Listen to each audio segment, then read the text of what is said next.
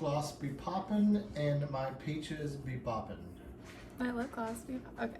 Okay, So, welcome to a casual Tuesday at the Beckman residence. I'm going to make I'm not going to say the best because I'm really not sure yet, but the easiest peach cobbler recipe that I could find. Last week, we were in Alabama, and my mother-in-law took me to Isom's Peaches. I guess it's just like an orchard in Alabama. It was in Madison, Athens. I don't know. Okay, so we have a whole bunch of peaches in here, and they're about to go bad, which I thought called for a peach cobbler. So I'm just gonna run through the ingredients. It's super simple. Okay, first you're gonna need 5 peaches, peeled and sliced. You're gonna need 1 3/4 cup of sugar, half a teaspoon of salt, 6 tablespoons of butter, 2 teaspoons of baking powder, 3/4 cup of milk, and 1 cup of all-purpose flour, and a sprinkle of cinnamon. Okay, so first I'm just gonna peel all of these peaches, and I'm gonna put them in a little saucepan, and then I'll add some sugar and some salt and cook it down a little bit. If you use canned peaches, you're not gonna need to do this step. But yeah, so I will check back in when they're peeled.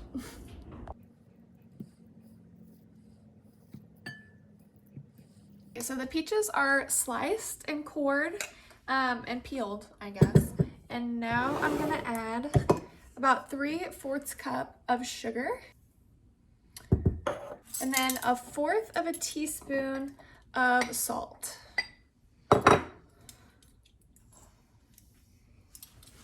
Then I'm just gonna mix this up and then put it in this saucepan and let it cook down for a couple of minutes.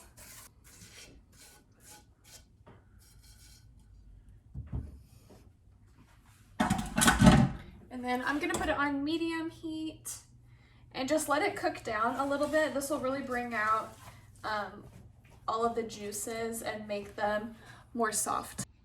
As you can already kind of see, all of the juices from the peaches are kind of coming out here.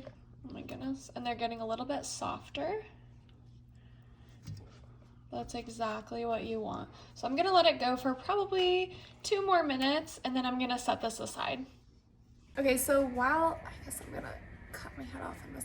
While we're waiting for these peaches to cook down a little bit longer, I've got my 9x13 baking dish, and I am going to cut 6 tablespoons of butter into this dish. And then I have my oven already preheated to 350, so yeah. All right, so I'm not entirely sure what this will really do, but it says you're supposed to cut the stick of butter, or cut the 6 tablespoons of butter, I guess, into your 9x13, and then you're gonna cook it for a few minutes in the oven and let it heat up to get all melty on the bottom of the pan. It's kind of gross feeling. Okay, so I've chopped up my butter pieces, looking super cute, very appetizing in here. I'm just gonna put it in the oven for a couple of minutes until it heats up, and then we'll pull it back out and it'll be all melted. I'm just sticking it right in the oven.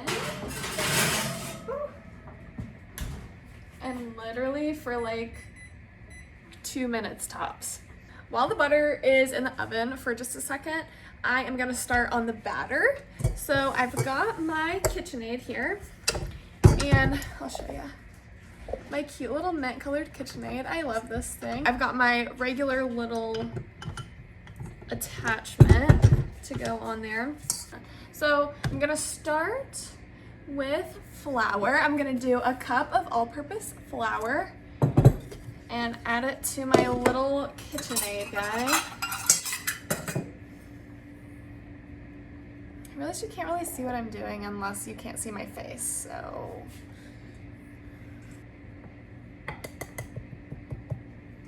So a cup of flour.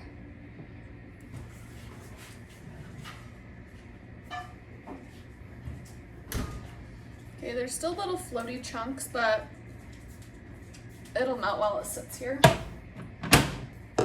Okay, so next I'm gonna do a cup of sugar.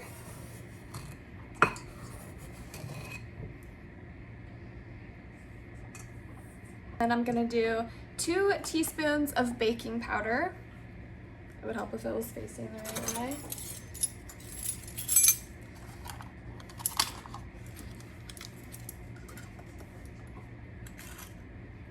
One,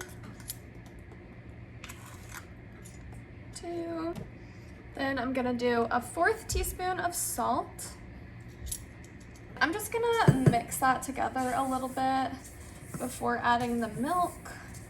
So next I'm gonna add 3/4 cup of whole milk. You can probably use any milk. I like to substitute oat milk a lot for things like this, but so I'm gonna do 3/4 cups of this.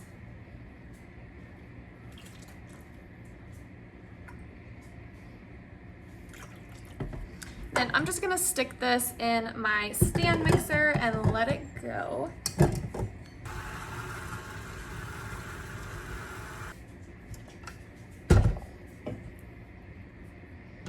Looks like batter. So we're just gonna take this mix, kind of looks like cake mix. Actually, there's still some flour on the bottom of the bowl, so.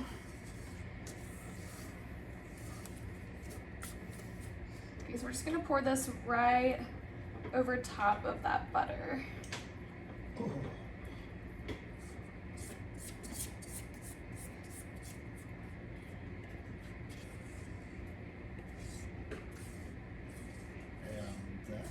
That's to spread it out over the butter. I mean, it pretty much is. I don't think you're supposed to really mix it in. Pour the mixture into the pan over the melted butter and smooth into an even layer. So I guess I'm just gonna make sure it's kind of incorporated. Okay, so then it says to take the peaches, like your little peaches mixture, and just spoon it in over the top. So I think I'm just gonna kind of let them plop a little bit.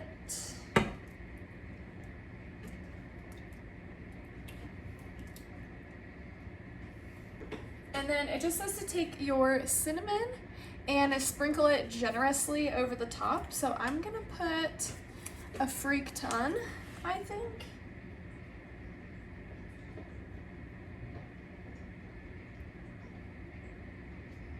Look good?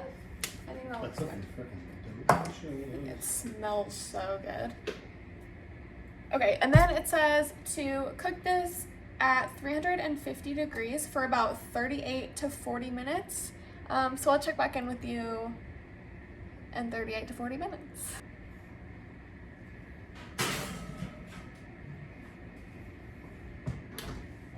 Okay, so the peach cobbler has been in there for about 43-ish minutes. You gonna help me, Dad? I'll use my man hands to do this. We need man hands sometimes. Oh.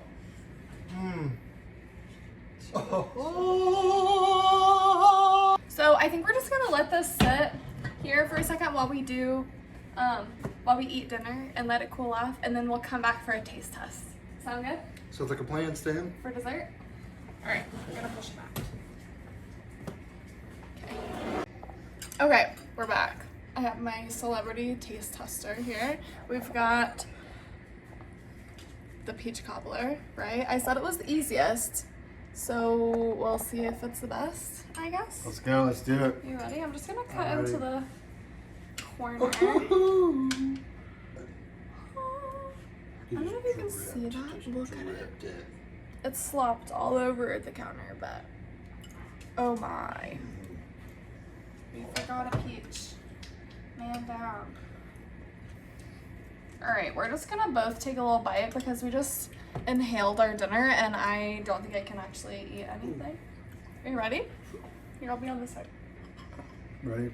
Okay, so we're gonna get, I don't know if you can see this. I've already got some on my spoon, so. A bite of this crunchy edge and the soft middle and then the peach. I feel like that's like the most elite bite I've ever seen. Are you ready? You already took a bite of it? I had some on the spoon. Wow. It's really hot though. Yeah, it's a little hot, but it's worth it. It's worth the burn.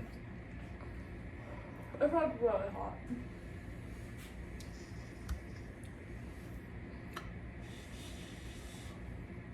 Yep, it's good. It's good. This is so good. I don't think I've ever actually made a peach cobbler before, but this is the best one I've ever made. Oh, this was so good. If you try it, tag me, let me know. Send me a message of it, I don't know. But yeah, so good. I'll put the recipe in the description. Again, the easiest, so there you go. And if you're in Alabama, you know, the whole state of Alabama, go to Isom's Peachery. Isom's Peachery? I think it's just... I'm just kidding. I'm just kidding. Let's get some fresh peaches. I have it all in my teeth. But yeah, thank you for watching, hanging out with me today.